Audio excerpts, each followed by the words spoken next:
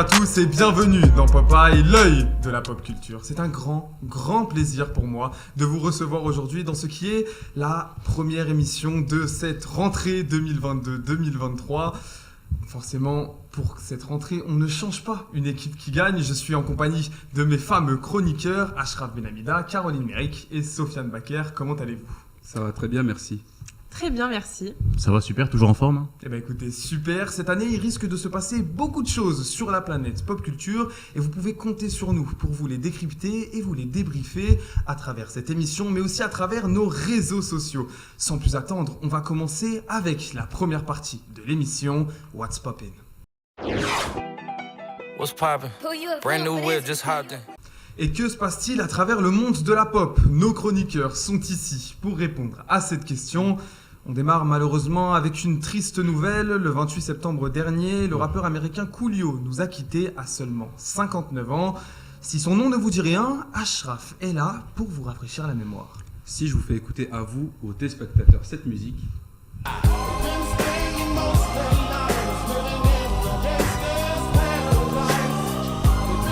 vous l'avez déjà sûrement entendu donc en soirée ou même dans un film, vous l'avez sûrement chanté. 1995, Gangsta's Paradise, un son du rappeur Coolio en featuring avec le chanteur Elvi. Malheureusement, comme vous l'avez dit, le 28 septembre, on a appris la mort du rappeur américain âgé de 59 ans. Beaucoup de rappeurs lui ont rendu hommage, surtout dans le domaine de la West Coast, comme Snoop Dogg, MC Hammer ou encore Ice Cube. Il y a aussi eu des artistes qui lui ont rendu hommage, comme Affida Turner qui a fondu en larmes en pleine émission, mais pour moi, l'hommage le plus marquant reste celui de l'actrice Michelle Pfeiffer. Et pourquoi donc ? Pour ceux qui ne le savent pas, la musique iconique Gangsta's Paradise a été réalisée dans le cadre du film canadien Dangerous Minds. Et Michelle Pfeiffer a joué le rôle principal dans ce film-là, donc le rôle de Luann Johnson, cette professeure-là qui va enseigner à des étudiants de ghetto, issus de ghetto. Elle a confié sur Twitter, je cite, « J'ai le cœur brisé par le décès de l'artiste talentueux Kay Coolio, une vie bien trop courte.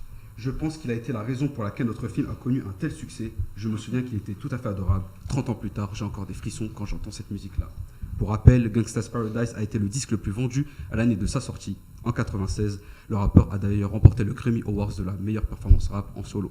Et est-ce qu'on en sait plus sur les causes de sa mort ? Eh bien, Coolio a été retrouvé inanimé dans sa salle de bain dans sa maison à Los Angeles. Au début, beaucoup pensaient que c'était dû à une overdose, parce que le rappeur américain était assez connu pour être addict à la cocaïne. Mais quelques jours après, le Daily Mail a apporté des précisions. Il serait mort d'un arrêt cardiaque, et d'ailleurs, il a été incinéré quelques jours plus tard, et ses cendres vont servir à confectionner des bijoux pour ses enfants, pour qu'ils puissent garder une trace de leur père. Et pour les téléspectateurs, qui malgré tout ne le connaîtraient pas, pourriez-vous nous résumer la grande carrière de Coolio en quelques mots ? Eh bien, avant de se lancer dans le rap, il a été membre du gang des Baby Crips. Coolio a ensuite commencé en 1994 avec son premier album, It's Active, qui est d'ailleurs disque de platine. Après ça, c'est 5 albums, surtout Gangsta's Paradise, qui a eu un grand succès quand même, avec plusieurs featuring. Et pour l'anecdote, la chanson reprend la musique et le refrain de Stevie Wonder, Pastime Paradise, qui est sorti en 1976. Et Stevie Wonder a chanté aux côtés de Coolio et Elvi Gangsta's Paradise lors de la cérémonie des Billboard Awards en 1996. They say I got to learn, but nobody's here to teach me. And they can't understand. How can they reach me? I guess they can't. I guess they won't. I guess they front. That's why I know my life is out of luck for. Been spending most our lives living in a pastime paradise. We've been spending most our lives living in a gangster's paradise. Been spending most our lives living in a pastime paradise. Been spending most our lives living in a gangster's paradise. Vous l'aurez donc compris, c'est un pilier de l'univers hip-hop américain qui nous a quittés. Le moins que l'on puisse dire, c'est qu'il nous aura laissé un sacré héritage. Merci beaucoup Ashraf. On va continuer maintenant à parler de musique, mais cette fois-ci, on revient en France avec Sofiane. Depuis jeudi dernier, le rappeur Orelsan a sorti la seconde partie de son documentaire « Ne montre jamais ça à personne ». Sofiane, que découvre-t-on dans cette deuxième partie ? Là, j'en suis à peu près au stade où je me dis mais pourquoi je refais un album en fait ? Pourquoi est-ce qu'il refait un album ? C'est justement ce que son frère, Clément Cotentin, va essayer de nous expliquer à travers cette série. Alors on suit le quotidien donc du rappeur Orelsan à travers la réalisation de son nouvel et dernier album appelé Civilisation. Et qui retrouve-t-on aux côtés de l'artiste dans cette série ? Et bien dans cette série, on retrouve toute l'équipe autour du rappeur, évidemment son frère qui est donc derrière la caméra, mais aussi plusieurs artistes présents sur le projet comme Angel, Vald ou encore Damso. C'est rare quoi, des chansons qui sont si bien écrites. Je sens que le mec s'est fait kiffer. Quel bâtard! En bonus, on nous montre aussi toutes les péripéties par lesquelles le rappeur et son équipe sont donc passés à travers la conception de cet album, comme par exemple un bug iCloud qui leur a fait perdre tous les textes d'un de leurs sons. Et évidemment, avec le caractère un petit peu unique d'Orelsan, on va suivre un petit peu ses remises en question avec son côté humoristique en image. Je descends aussi bas que je suis monté haut. Putain de merde! Mais je trouve tout nul. Je me suis trompé de branche. Je chante faux et je sais pas faire de musique. Où est-ce qu'on peut retrouver ce documentaire ? Alors la série est disponible uniquement sur Amazon Prime, 4 épisodes d'une quarantaine de minutes qui viennent prendre la suite des 6 épisodes sortis l'année dernière. De quoi se régaler pour tous les fans du rappeur, à savoir qu'il a également annoncé une réédition pour cet album. Et en effet, ça nous donne l'eau à la bouche. Vous nous direz ce que vous en avez pensé après l'avoir visionné. Merci beaucoup, Sofiane. À présent, on change de registre puisqu'on va parler art et polémique avec Caroline. Il y a quelques jours, des militants écologistes du mouvement Just Stop Oil ont jeté de la soupe à la tomate sur les tournesols, le célèbre tableau de Van Gogh. Un acte qui suit une série d'autres actions depuis le mois d'octobre. Le message, la vie plutôt que l'art. Caroline, vous avez décrypté ce geste pour nous. Effectivement, Monsef, donc c'est pas la première fois qu'on assiste à ce genre de protestation. La Joconde a été plusieurs fois vandalisée, on va dire. La dernière fois, c'était en mai 2022.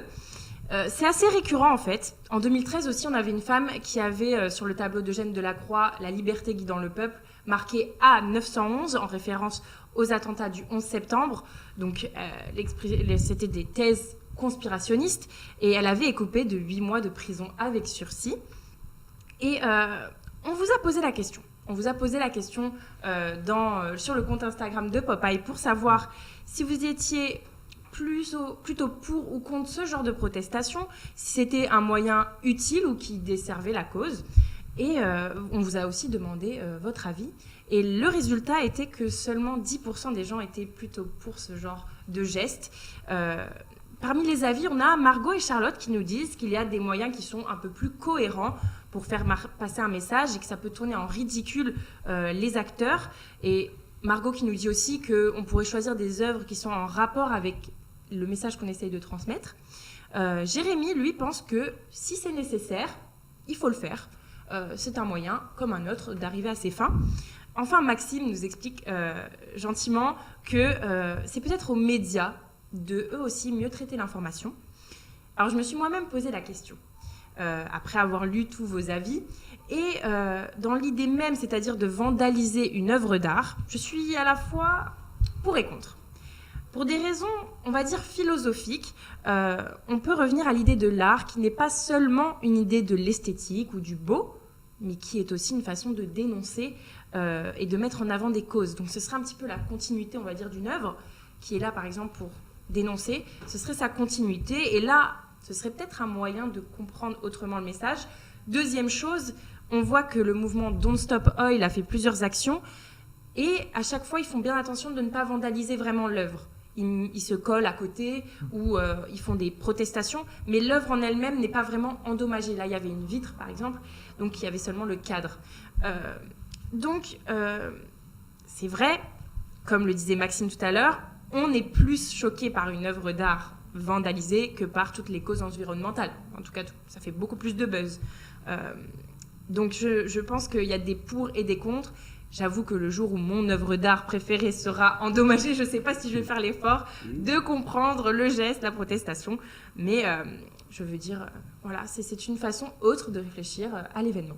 Et on peut comprendre toute la frustration autour de ces actions. Ashraf, Soufiane, vous êtes de quel côté, vous ? Qu'en pensez-vous ?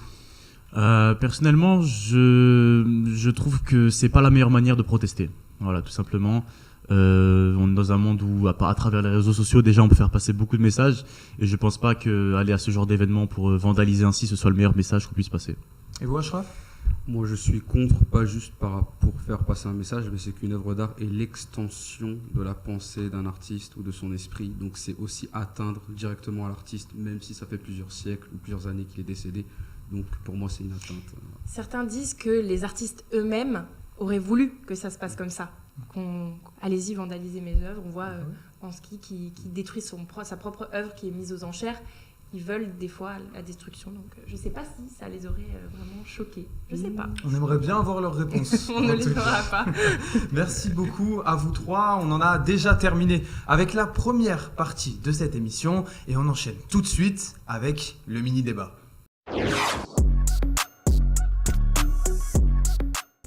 Et chaque mois, Popeye revient sur un événement polémique de l'actualité, analysé et décrypté par Ashraf, Caroline et Sofiane. Aujourd'hui, on va parler de cinéma. Alors, connaissez-vous le projet Académie Aperture 2025 ? Ça me dit rien, personnellement. Ça vous dit rien Vaguement. du tout ? Je vais vous l'expliquer. Il y a 2 ans, l'Académie des Oscars a annoncé de nouvelles règles de représentation et d'inclusion pour les candidats à la catégorie meilleur film. C'est simple. À partir de 2024, 4 nouveaux critères de diversité vont être ajoutés dans la catégorie meilleur film de la remise des prix. Pour tout réalisateur, votre film devra répondre à au moins 2 de ces 4 critères s'il veut avoir une chance d'être sélectionné. Et pour illustrer, je vais vous en lire quelques-uns. Alors, par exemple, au moins un des acteurs principaux ou secondaires doit être issu d'une minorité ethnique. Au moins 2 des directeurs artistiques doivent provenir de groupes minoritaires et à minima 30% du casting doit être constitué de personnes appartenant à un groupe minoritaire, encore une fois. Vous l'aurez compris, l'objectif est de mettre en avant des films qui contiennent une grande diversité dans ses acteurs et son équipe technique. Bien évidemment, cette décision est très controversée puisque certains trouvent cette idée inutile là où d'autres trouvent que justement c'en est une très bonne. C'est un débat qui refait surface récemment, parce que ce projet il date quand même d'il y a 2 ans. Là, récemment, on a des streamers et des influenceurs qui remettent ce débat au goût du jour, avec justement cette question au niveau des influenceurs qui doivent remplir des quotas dans leurs émissions ou dans leurs vidéos au niveau de la représentation de minorités. Ma question du jour est donc la suivante. Selon vous, est-ce une bonne chose de vouloir à tout prix mettre en avant les minorités dans ce genre d'événement ? Alors, si je peux commencer... Ça dérange personne. À titre personnel, je trouve que dans un premier temps, quand on prend cette mesure dans les termes qui sont utilisés, on peut penser que c'est une bonne idée. Parce qu'il va y avoir une meilleure représentation des minorités, que ce soit des minorités ethniques ou de genre ou sexuelles. Donc, dans ce sens-là, c'est quelque chose de positif.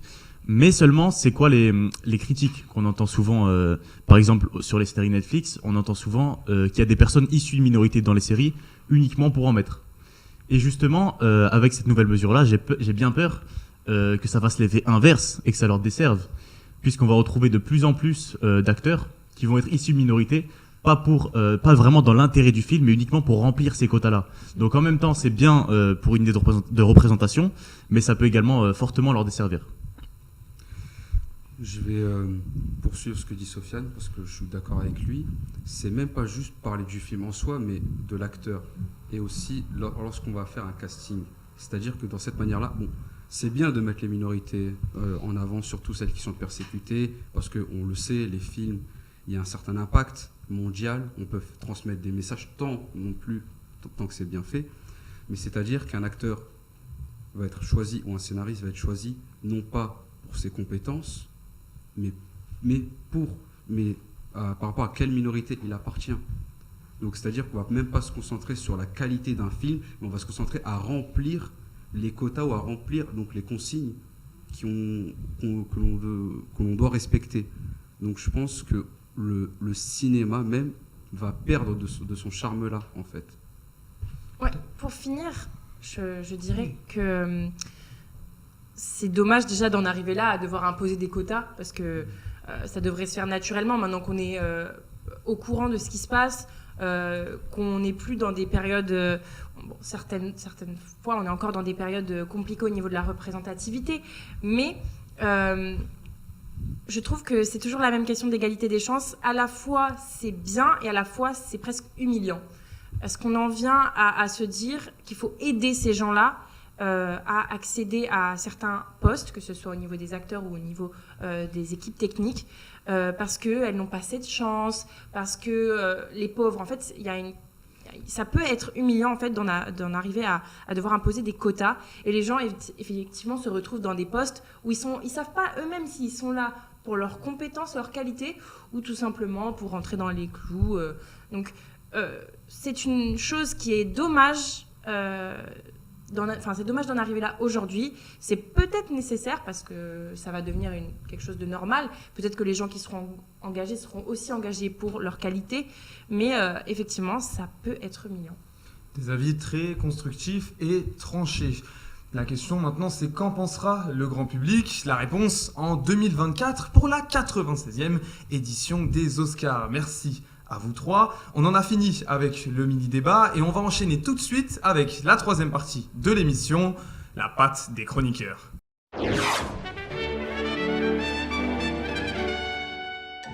Débrief, coup de gueule, rétrospective ou encore reportage. Dans ce volet, nos futurs journalistes traitent le sujet qui leur plaît de la manière dont ils ont envie. Et pour le coup de cœur, aujourd'hui, c'est Sofiane qui ouvre la marche. Vous allez nous parler du GP Explorer, l'événement lancé par le youtubeur Squeezie. Sofiane, qu'est-ce qui s'est passé exactement? Eh bien, Monsef, imaginez que là tout de suite, on vous sorte de la pièce, on vous mette sur un circuit automobile dans une F4 qui va à 250 km/h sans aucune expérience pour faire la course avec vos amis. C'est le défi que s'est lancé Squeezie sur YouTube avec ses amis. On imagine que ça a été fortement suivi. Et bien justement, ça a été suivi et pas qu'un peu. 1 million de viewers en direct sur Twitch. C'est le record en France sur la plateforme. Le précédent record avait été fait par Zerator lors du Z-Event qui avait connu un fort engouement avec 700 000 viewers, donc 300 000 de plus. Et cette fois, l'engouement était tellement plus grand que sur place, au circuit emblématique du Mans, il y avait 40 000 spectateurs présents. On parle donc de personnes comme vous et moi qui, en quelques mois seulement, se sont retrouvés sur une piste à piloter une Formule 4, mais comment cela est-il possible? Et bien justement, Monsef, Squeezie lui-même s'est posé la question. Il a avoué en interview après ça que c'était un projet vraiment très risqué. Lui qui a souvent voulu repousser ce projet justement d'1 an, voire plus. Finalement, lui et son équipe de 40 personnes ont réalisé donc ce projet-là cette année, n'ont pas abandonné. Alors, au niveau du fonctionnement, chaque pilote était en duo, un petit peu comme on retrouve dans les vraies compétitions, et formait une écurie sponsorisée par des marques qui ont l'habitude donc de travailler avec ces youtubeurs-là. C'est ainsi que l'événement a pu être financé, un événement qui a coûté plusieurs millions d'euros. Et donc, si je comprends bien, tout s'est bien passé, il n'y a pas eu d'accident ou de mauvaises surprises? Eh bien, c'est vrai qu'on a eu une grosse frayeur pour Joyka tout de même, un youtubeur qui a eu un crash à plus de 200 km/h dans un virage pendant les qualifications. Plus de peur que de mal, même si les images font très peur et sont vraiment impressionnantes, il va bien. Et petit bonus, sa F4 a même été réparée avant la vraie course. Il a d'ailleurs donc pu participer à la course. Il a d'ailleurs sorti une vidéo juste hier pour expliquer et parler de son accident. Et alors, comment s'est terminé ce GP Explorer? Eh bien, ça s'est terminé avec la victoire de Villebrequin, Sylvain Villebrequin, youtubeur automobile, donc qui avait déjà pas mal d'expérience dans ce milieu-là. Squeezie a d'ailleurs évoqué la possibilité de réitérer l'expérience, peut-être l'année prochaine. Et il est très fort ce Squeezie, pour nous surprendre encore et encore après chaque vidéo. Merci beaucoup Sofiane. Ashraf, c'est à présent à votre tour. Mais aujourd'hui, vous n'allez pas me répondre sur le plateau. En effet, la saison d'automne est riche en termes de séries d'animation. Un grand nombre de sagas sont attendues par une multitude de fans en ce mois d'octobre. Mais quel est l'animé le plus attendu de tous? Vous vous êtes rendu sur le terrain pour récolter leurs témoignages. Blue Lock, Chainsaw Man ou encore Bleach, les animés débarquent en force dans ce mois d'octobre-là. Lequel hype le plus les fans? Nous sommes partis à leur rencontre.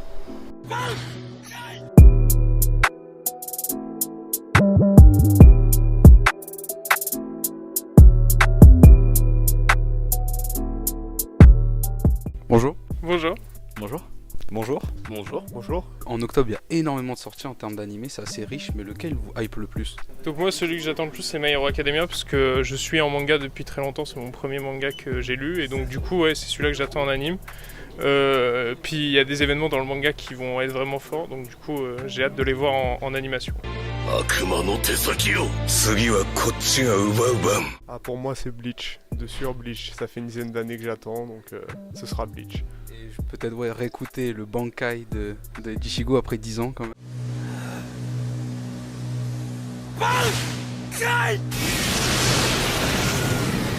même pas que celui d'Ichigo, tous les Benkai attendus. Voilà, on attend beaucoup de choses de l'animé, du plus par rapport au manga qui a été un peu bâclé sur la fin. Justement, c'est l'arc final qui va être adapté en manga. Qu'est-ce que vous attendez peut-être, justement en tant que fan? Tous les combats off-screen. Tout ce qui a été mis off-screen, j'espère qu'on va l'avoir en animé, qu'on va avoir plus de longueur, que la Toei va se permettre des choses, etc. Là, à l'heure actuelle, c'est Chainsaw Man, du coup, qui me hype vraiment énormément. Alors, pour l'instant, celui qui me hype le plus, c'est Chainsaw Man. Moi, j'ai lu le manga, j'ai énormément aimé, c'est l'un de mes favoris ces dernières années, donc j'attends de voir ce qu'ils vont faire de l'adaptation, qui est toujours un peu chaotique généralement, et j'attends de voir si ça va être bien retranscrit ou non. Parce que déjà, j'ai tout lu, donc du coup, je connais déjà à peu près l'histoire, et tellement j'aime Kif Chainsaw Man que je voulais absolument l'animer pour savoir comment ils allaient faire pour les animations, des choses comme ça.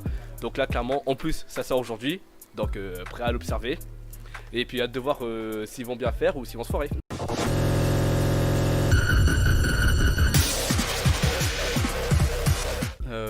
Là, dans l'immédiat, j'attends beaucoup Chainsaw Man qui va sortir. Encore. Ça fait beaucoup là, non? Parce que j'ai commencé le manga et j'ai hâte de voir l'adaptation. Et après, il y a la deuxième saison de Spy Family qui arrive. Et ça, pareil, je suis trop chaud. Voilà. Là, Blue Lock aussi. Et Blue Lock, parce que je l'ai lu, donc j'ai vu quelques images d'animés qui sont sorties. C'était très cool et j'attends de voir un peu plus pour pouvoir me mater tous les épisodes d'un coup.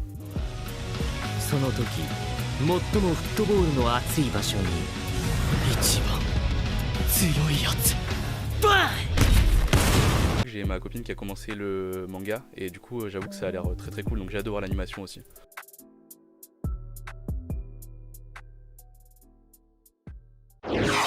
Et au final, Ashraf, quelle conclusion tirez-vous de ce reportage? Il y a eu beaucoup de Chainsaw Man, comme on l'a entendu, mais en général, toutes les sorties étaient attendues, que ça soit. Et ce qui est bien aussi, c'était plusieurs types d'animés, pas seulement des animés de combat. Il y avait du sport avec Blue Lock, il y avait plusieurs types de mangas, c'était super intéressant, et plusieurs types de spectateurs, des gens qui ont lu ou des gens qui vont découvrir, donc très enrichissant.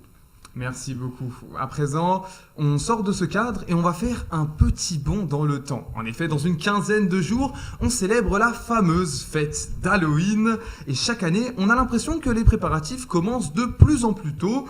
Les magasins proposent dès le mois de septembre de quoi décorer nos maisons. Mais alors Caroline, d'où nous vient cette fête et comment en est-on arrivé à un tel engouement, même en Europe ? Eh bien, Monsef, c'est vrai que lorsqu'on regarde de l'autre côté de l'Atlantique, on pourrait croire que ce sont les États-Unis qui ont inventé cette fête, mais alors pas du tout. C'est une fête celtique qui date d'il y a plus de 2500 ans. C'est la fête de Samin, comme on l'appelait, et c'était le passage de la nouvelle année. Et on pensait ce soir-là que le monde des vivants et le monde des morts se rejoignaient. Samin a été repris plus tard par l'Église catholique, qu'on a appelé la fête de la Toussaint. C'était au 8e siècle. Donc, on a vu s'exporter cette fête d'Halloween au 19e siècle. Je pense que vous savez pourquoi. C'était avec justement les mouvements migratoires irlandais. On se souvient de la crise de la pomme de terre. On se souvient aussi avec Titanic.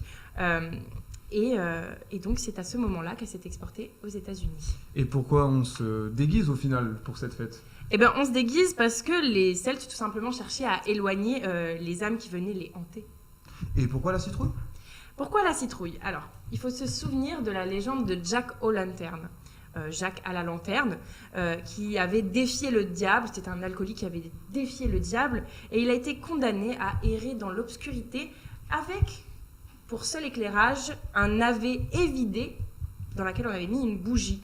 Plus tard, le navet est devenu une citrouille. Et c'est comme ça qu'on a ce symbole d'Halloween. On peut également penser à la fête mexicaine des morts. Et si on rassemble ces deux fêtes, on a tout ce qu'il faut pour que les Américains en fassent une fête un petit peu commerciale. Mais maintenant qu'on est revenu sur l'histoire, comment cette fête s'est autant popularisée ces dernières années ? On peut surtout remercier les célébrités et les réseaux sociaux, les Américains qui ont réussi à exporter la tendance en Europe.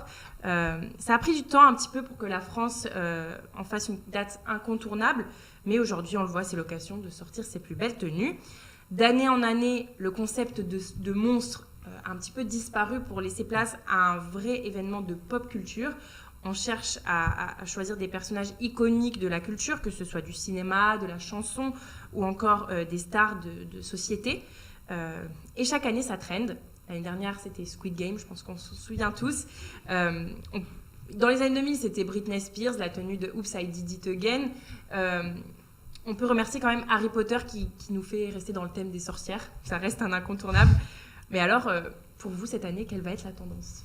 Moi, je pourrais pas vous donner exactement la tendance. Par contre, ce que je peux vous assurer, c'est qu'on retrouvera, à mon avis, plusieurs personnes déguisées en personnages de bande dessinée et de comics, surtout. Ouais. Hein. DC Comics, c'est quelque chose qu'on retrouve assez fréquemment.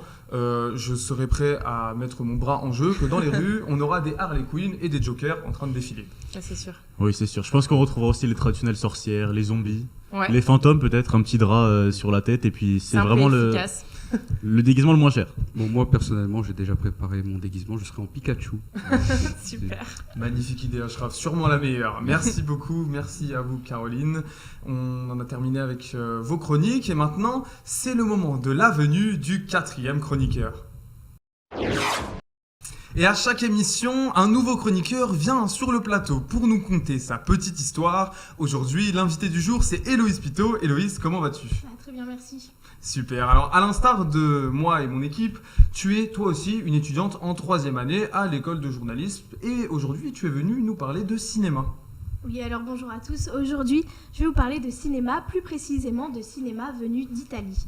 Alors, est-ce que vous connaissez des œuvres cinématographiques venues d'Italie ? Pas du tout. La vita est belle, là. Très bien. Eh bien, de nos jours, nous pouvons trouver toutes sortes de courts et longs métrages allant d'une thématique romantique à l'horreur, au biopic, au western, mais encore à la science-fiction. J'en passe. Mais à présent, ce dont je vais vous parler, c'est d'un personnage mettant en amont un genre cinéma épuré et moderne, aux métaphores philosophiques, dramatiques et aux paysages d'Italie sophistiqués.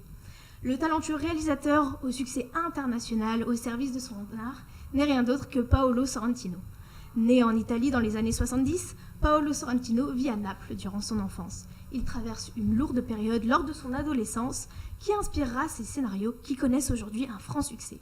Notamment dans son long métrage La main de Dieu, sorti cette année, il y dévoile l'instant qui chamboula sa vie, la mort de ses parents. Paolo Sorrentino fait de son pays sa muse. Il le montre comme il se souvient de lui, doux et apaisé. Il apporte cette douceur dans le chaos des années 80 que connaît l'Italie. Des remises en question de son avenir, des repas en famille, sa première fois, la difficulté pour sa tante d'avoir un enfant alors qu'elle est le stéréotype de la belle femme italienne. Nous pouvons nous replonger dans les instants nostalgiques dans lesquels vit le réalisateur. Les images imposent une certaine poésie. Amoureux de la beauté naturelle, chaque scène de La main de Dieu pousse à compatir avec cet adolescent, à le voir comme un miroir. C'est ça la force de Paolo Sorrentino, c'est de rendre la mélancolie majestueuse et inspirante. Donc le réalisateur italien privilégie les acteurs venus du monde du théâtre. Je cite l'acteur italien Tony Sevillo, repris plusieurs fois dans plusieurs films de Paolo notamment. Je cite « Paolo aime beaucoup chez les acteurs de théâtre leur discipline, l'absolue préparation avec laquelle il arrive sur le plateau, une préparation comparable à la sienne. Il exige la même chose de tous ses acteurs. » Alors maintenant disponible sur Netflix, La main de Dieu confirme une fois de plus cette année l'immense sensibilité et talent qu'a Paolo Sorrentino après son Oscar du meilleur film étranger pour La Grande Bellezza en 2013. Alors maintenant, je vais vous faire un petit jeu. Vous allez devoir deviner de quelle œuvre ces scènes de film ont-ils fait référence. Par exemple, si je vous montre Scream, donc c'est un film d'horreur plutôt connu, vous allez devoir me répondre, par exemple, que ça vient du film de l'œuvre d'art Le Cri d'Edvard Munch. Ouh, ça s'annonce probant. Je Ouais. pense que là, Ashraf, vous risquez d'avoir tous les points. Oui, bien entendu. Alors, commençons avec Shutter Island de Martin Scorsese. Est-ce que vous savez de quelle œuvre d'art ? Moi, je pense savoir. Non ? Non, mais allez-y, bien évidemment. Le baiser de Klimt ? Enfin, je ne sais Et pas c'est si... une bonne réponse pour Caroline. C'est le baiser de Gustav Klimt. J'allais le dire, mais... Ah, pardon, excuse-moi. Et maintenant, nous allons passer à Inception de Christopher Nolan. Toujours pas. Non, Un petit indice sur l'artiste ? Est-ce que vous savez de quelle œuvre ? J'en ai aucune idée. Moi non plus. Très clairement, là, C'est L'escalier d'Ecker Penrose. D'accord. D'accord. Effectivement, on donc voit ça, bien la référence. c'est ouais. en fait, c'est une perspective, une illusion d'optique qui fait que c'est un objet, des objets du quotidien, mais qui deviennent finalement impossibles dans la vie réelle. Ah, c'est Je quand même l'avais- pas mal raccord Je avec. l'avais sur le bout de la langue en plus. Voilà, je pense que tout le monde l'a. Oui, quand même. Oui, Quand oui, même. quand même. 1, 2, 3, la scène. Et c'est bien la scène de Léonard de Vinci. Ah, j'avais le tableau, mais pas le nom. Je pense que c'est pareil pour mes C'est deux pas- compères. c'est pareil pour moi, oui. Tout pareil. C'est bon? Super, et écoutez, merci beaucoup. Comme d'habitude, à tous les jeux, on a Ashraf qui remporte haut la main ce petit jeu. Merci beaucoup Héloïse pour cette intervention. Vous allez rester un petit peu avec nous sur le plateau pour le jeu de la rédac.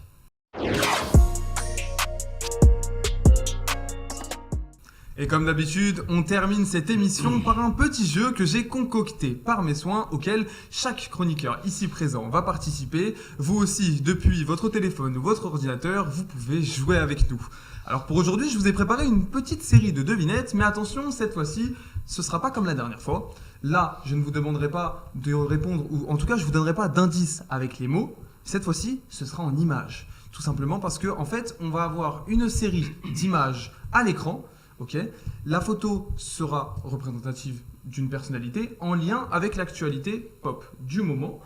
Et tout simplement, cette personne-là, qui va être représentée à l'écran, elle va être pixelisée à un certain degré. Et à mesure qu'on va avancer, on aura 4 photos en tout. La photo va devenir de plus en plus nette. D'accord ? Votre objectif, c'est simple, reconnaître la personne le plus rapidement possible. Alors pour les points, c'est très simple. Ça va fonctionner par degré de pixelisation, tout simplement. C'est-à-dire que plus la photo est pixelisée, plus vous allez remporter de points. Pour la première, c'est 4. Pour la deuxième, c'est 3. Pour la troisième, c'est 2. Et pour la dernière, c'est 1. Si vous reconnaissez une fois que la photo elle est nette, bien évidemment, vous remportez 0 points. On va pas... Je me posais la question. Pour Ashraf, même la photo une fois honnête, il reconnaîtra Voilà, pas de toute peut-être manière. que ça marchera quand même pas. Bon, je tiens à vous prévenir que sur certaines, ça peut être évident, sur d'autres, ça peut être très dur. Donc si vous n'avez pas tous les points, c'est pas grave. Petit bonus, si vous devinez l'actualité qui est liée à la personne qui est représentée sur l'image, vous remportez 2 points. Voilà.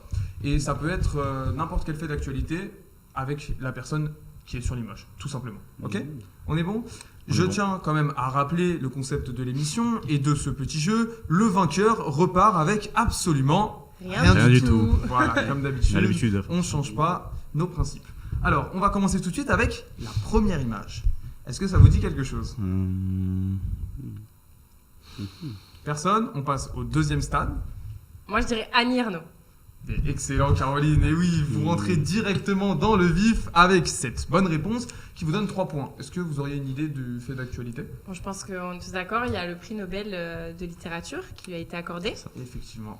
Et... la lauréate du prix Nobel de littérature qui connaît un succès faramineux ces derniers temps, car depuis sa distinction, en plus de subir une rupture de stock au niveau de ses ventes, les maisons d'édition ont pour projet de créer 900 000, presque 1 million de copies, tout simplement, de c'est bien ses pour œuvres. elle, ça. Voilà. Donc c'est vraiment très bien pour cette autrice qui est quelqu'un qui mérite d'important. ce succès. Pour Voilà. moi. Devient quelqu'un d'important dans le milieu et c'est complètement justifié. On passe à la prochaine image tout de suite. Est-ce que ça vous dit quelque chose ? Weshden ?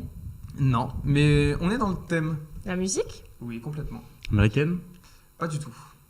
Aya Nakamura ? Mais complètement, Caroline, complètement. Effectivement, c'était Aya Nakamura. Alors celui-là, du coup, je vais vous le compter comme la troisième image parce que je vous ai bien aidé. Hein. Je vous ai donné 2-3 indices. C'est vrai, j'accepte mes. Je dirais même 2 points, je pense, non ? Non, j'accepte mes 3 points. 3 points. Et l'actualité, elle sort un nouvel album ? Alors non, c'est quelque chose d'assez insolite. En fait, c'est simple, elle a réalisé un concert interactif sur Fortnite. Voilà, donc c'est sur le jeu vidéo, oui, c'est possible, on en a déjà eu, c'est pas la première. Travis Scott qui avait participé à ça. Exactement, notamment Travis Scott, et c'était en effet une vidéo préenregistrée de 14 minutes quand même, qui est passée sur le jeu vidéo, où on pouvait du coup retrouver l'artiste en train de nous faire sa performance. On passe à la prochaine image, tout de suite. J'ai.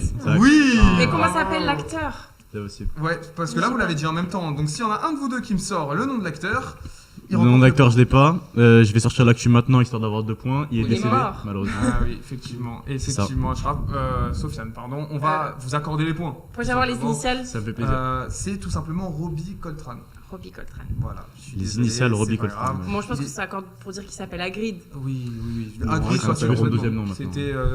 C'était Hagrid. Je pense qu'on par nécessité. Je lui laisse vous les allez points, pas je partir lui avec laisse les les points. 9 points déjà. On donne les points à Sofiane qui repart donc avec 6 points. Caroline, vous en avez 7. Et Ashraf, à notre grande surprise, vous en avez 0. Non, j'en ai Aussi, vous en avez 0. Zéro. Vous en avez combien 3 et 3 6. et 2. 8. Voilà. Effectivement, c'est une émission de pop culture et pas, Et de, pas de mathématiques. mathématiques. Allez, on va passer à la prochaine image tout de suite. En fait, je sais c'est quoi le contexte. Vous pouvez l'essayer. Là, vous avez le droit à autant de réponses possibles. Enfin, Voilà. j'ai le contexte, mais... Un membre de BTS. Pas du tout. Non, Pas du tout. On passe au prochain stade. c'est pas Nick, non. Toujours pas. Il y a un indice sur l'image qui Ah, Jamel Debbouze. Jamel Debbouze. Merci Ashraf, encore C'est- une non, fois non, cette non, réponse non. tardive. Non, C'est non, mais Héloïse. je tiens quand même à souligner le fait que tout le monde a répondu en même temps et que même lorsque tout le monde devine, Ashraf est le dernier à répondre. Donc, on va donner le point bien évidemment à Héloïse, hein, félicitations. C'est au bout de l'avant-dernière image, donc vous avez un point. Voilà. C'est déjà ça. Mais c'est déjà ça. Est-ce que vous pourriez me trouver le fait d'actualité Je Il sais a qu'il sorti va un sortir nouveau film. qui dit. Bon, je laisse de rater des jouer, points. Voilà, non, Ashraf, Ça c'est marche pas en pas. coupant la parole au chroniqueur que vous allez remporter des points, malheureusement. hein. Je peux expliquer Oui, le... C'est un nouveau film qui sort à propos d'un jouet, il me Oh semble. non, mais Oui, exactement. Le C'est- jouet qui est un film qui existait déjà et qui est une réadaptation. Exactement, il est présent dans le premier rôle du film, donc le nouveau jouet, comme vous l'avez dit, qui reprend le classique de Francis Fieber, Le Jouet, qui date de 1976. Le film sort au cinéma ce mercredi dans toutes les salles de France. On enchaîne tout de suite avec la prochaine image. Jean Dujardin. Oui, effectivement, le C'est point passé. est indéniablement pour Sofiane. Effectivement, est-ce que vous pourriez me retrouver le fait d'actualité Eh ben, absolument, puisqu'il il a mangé une pomme hier soir. Non, malheureusement, Ah, c'est malheureusement, pas- on n'est pas là pour Ok, non, parler bah, des j'ai- repas de Jean Dujardin. Dans ce cas-là, j'ai pas. Je vais vous l'expliquer, personne d'autre ne l'a. Non.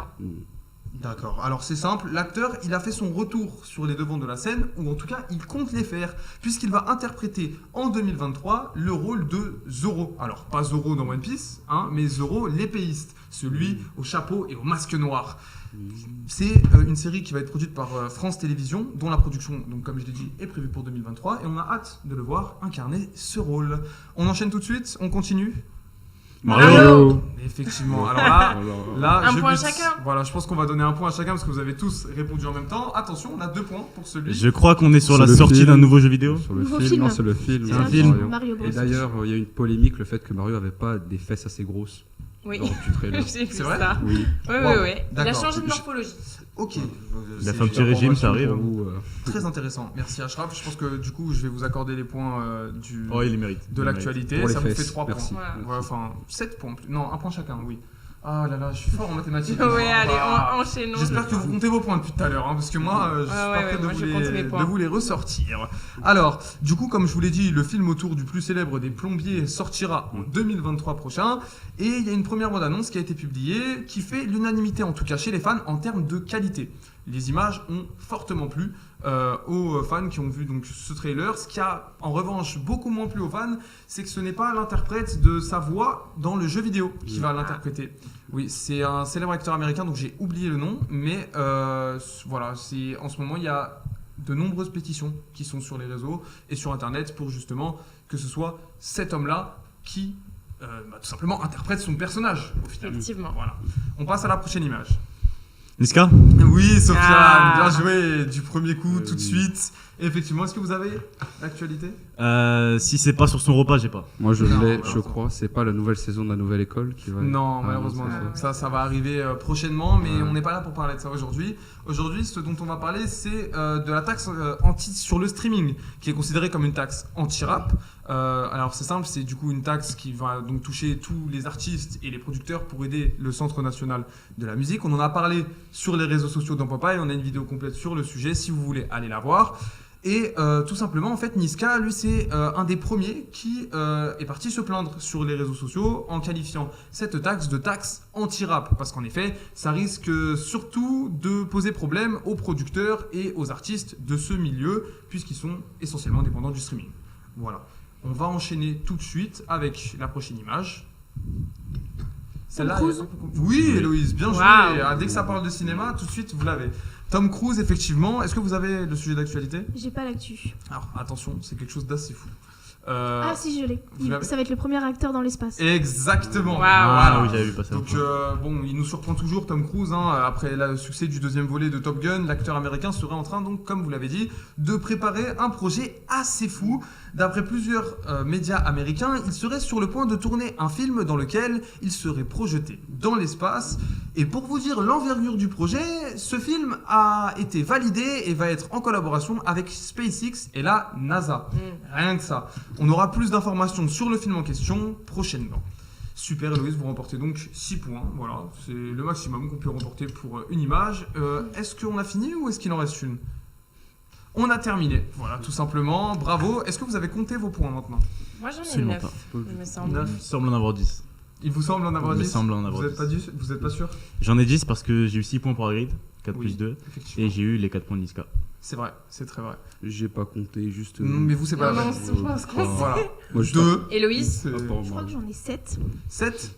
Eh ben écoutez, on Voilà. a notre classement tout simplement. Sofiane, grand vainqueur de ce Bravo, petit jeu. bravo. À vous.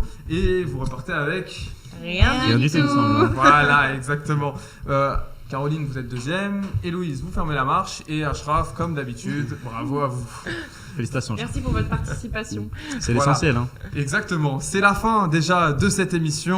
On espère que vous aurez apprécié. Et on aura avec grand plaisir à cœur de vous retrouver pour la prochaine émission de Popeye.